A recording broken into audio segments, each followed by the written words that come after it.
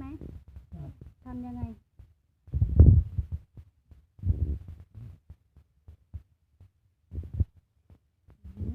ฟังแต่เสียงก็รู้แล้วไหนแซบมากทำยังไงนั้นแซบนิดเดียวแซบมากทำยังไงแซ่บมากนิดเดียวฮะแซ่บมากนิดเดียวข้างเดียวน่ะแซบมากแซบน้อยนี่แซบมากทำยังไงแซ่บมากแซบมาก2 มือเลยไข่ต้มทำไมไข่ต้มให้น้องกินนี่ต้มอึ่งน้องเคยกินไหมอึ่งครั้งแรก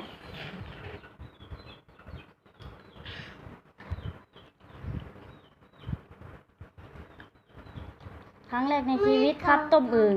แม่เกาแม่เกาน้องเขาน้องแม่เกาน้อง